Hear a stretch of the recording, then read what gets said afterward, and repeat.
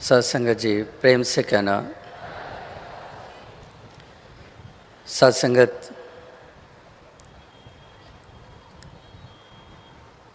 आज भी वही स्वर्गमय वातावरण देखने को मिल रहा है, जहाँ पर ऐसी तरंगें प्यार की महसूस हो रही हैं,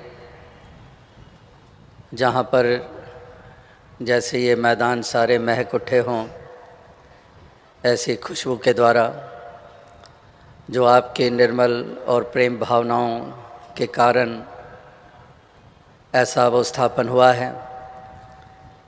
यहाँ पर आप सभी मिल बैठकर इस निराकार पारब्रह्म परमात्मा का गुणगान कर रहे हैं, इससे उत्तम प्रार्थनाएं कर रहे हैं और उत्तम संदेश संसार तक पहुंचाने का प्रयास कर रहे हैं। वही संदेश जो संतों, महात्माओं, वलियों, गुरु, पीर, पैगंबरों का हमेशा रहा है। और ये पिछले 2 रोज़ भी यही पैगाम अलग अलग ढंग से सबके समक्ष रखा गया, अलग अलग भाषा में उसकी अभिव्यक्ति हुई। जहाँ पर दीवारों और पुलों की बात हो रही है, आज भी कवि महापुरुषों ने इसी थीम को लेकर उसको कविता का रूप दिया। उसमें भी यही दीवारें गिराने की बात और पुल बनाने की बात, दूरियां समाप्त करने की बात, नज़दीकत स्थापित करने की बात। तो इसके लिए साथ ही साथ ये भी साथ संदेश दिया गया कि वाकई ही इस प्रभु ईश्वर परमात्मा निराकार का जो बोध हासिल कर लेता है, उसके जीवन में उजाला आ जाता है, उसके मन में रोशनी आ जाती है, उसके भरमों की दीवार गिर जाती है। जो भरम पाल कर वो सारी उम्र बिताता चला जाता है, जिसके कारण ये दूरियां बनी रहती हैं, वो भ्रम जो हैं उनका नाश हो जाता है। जैसे दीपक के जलने से अंधेरे का विनाश हो जाता है, इसी तरह से ये ज्ञान उजाला पाकर ये भ्रम और भ्रांतियाँ मिट जाती हैं, जो इंसान के साथ ऐसी जुड़ी हुई हैं, जिसके कारण इंसान ये दीवारें खड़ी करता है, जिसके कारण एक दूसरे पे जुल्म और सितम करता है। महापुरुष संत जन इसीलिए ज़ोर देते हैं कि इस प्रभु परमात्मा ईश्वर के नाम लेवा तो बहुत हैं, वलियों, गुरु, पीर, पैगंबरों की जय जयकार बुलाने वाले तो बहुत हैं, संसार भरा पड़ा है, लेकिन इस परमात्मा ईश्वर निराकार का बोध किसने हासिल किया है, किसने इसको इसके असली रूप में जाना है। जहाँ पर आज भी भगवान कृष्ण के द्वारा अर्जुन की अज्ञानता को दूर करने की मिसालें दी गई, इसी तरह से जहाँ जहाँ पर भी जब भी एक ज्ञान उजाला प्रदान किया गया, ये ज्ञान की रोशनी जीवन में आई, उसके ही ये भ्रम और भ्रांतियाँ मिटती चली गईं। उनके लिए राम और रहीम में कोई भेद नहीं रहा, उनके लिए अल्लाह और राम में कोई भेद नहीं रहा, उनके लिए कोई जाति पाति की दीवार ना रही, क्योंकि उन्होंने इस एक को जान लिया, इसी एक का नूर घट घट में देखा। और इसलिए उनके लिए किसी के प्रति कोई द्वेष का भाव नहीं, कोई द्वैत का भाव नहीं है। वे सारे दूजा भाव जियो कि त्यागे मन की मतड़ी और विसारे दूजा भाव जियो, कि दूजा भाव, द्वैत का भाव, ये डुअलिटी का भाव इसको तज देता है। तो जो ऐसे जिनके जीवन में ये एक अवस्था नहीं आती है, तो वो वास्तविकता में पूजा भी करते हैं, अर्चना भी करते हैं, इबादत भी करते हैं, जप तप स्नान भी करते हैं, बहुत रिचुअल्स को निभाते हैं, बहुत राइट्स एंड रिचुअल्स को निभाते हैं, लेकिन इस सच की सार को नहीं जान पाते हैं।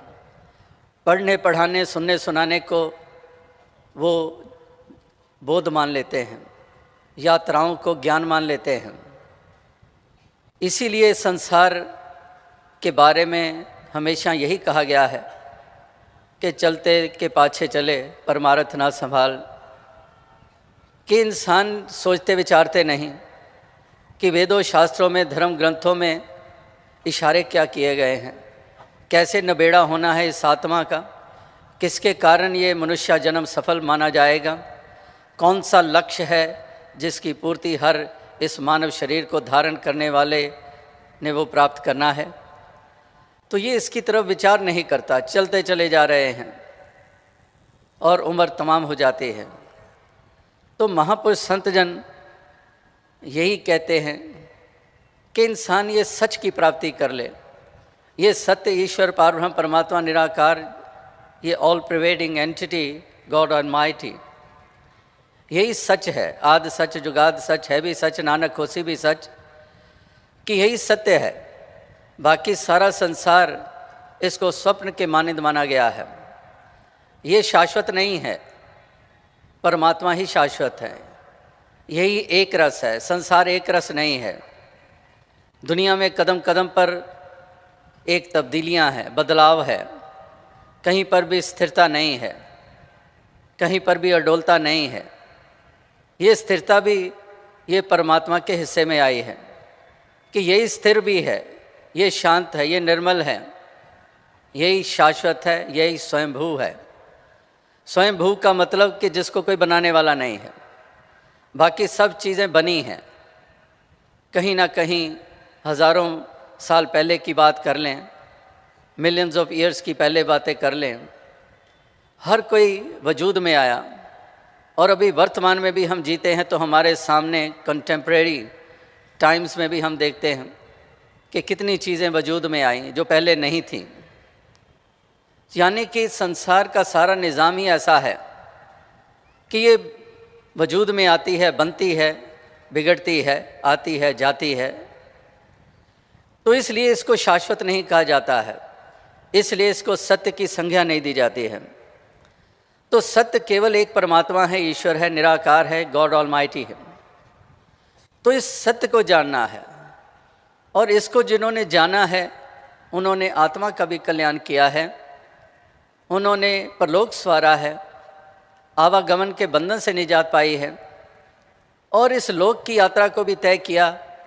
उन्होंने इसी दौलत से युक्त होकर, अमीरी उनके हिस्से में आ गई, क्योंकि उनके हिस्से में ऐसी दौलत आ गई, इसलिए वो अमीर बन गए।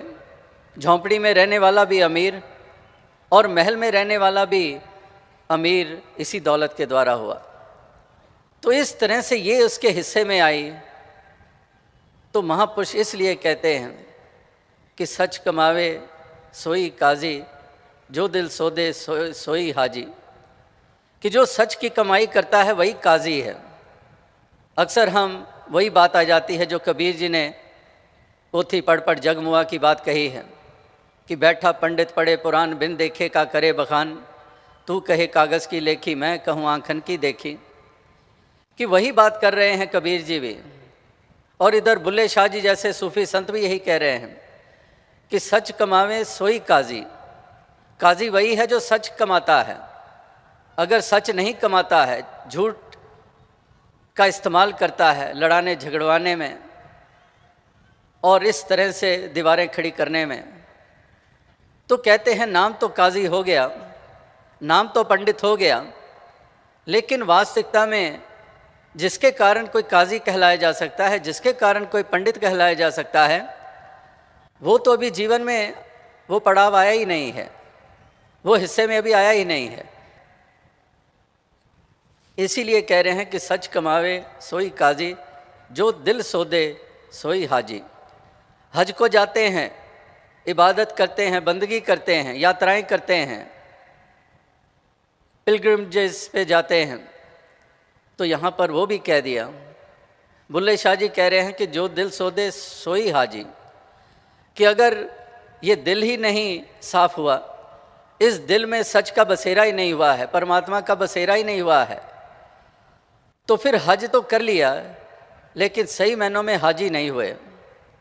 हाजी तो तभी हुए जब ये दिल को सोध लिया गया है, इस दिल में प्रीतम को बसा लिया गया है, इस मन में इस हरि को बसा लिया गया है, तो फिर वास्तविकता में वो हाजी भी हो गया, वो काजी भी हो गया।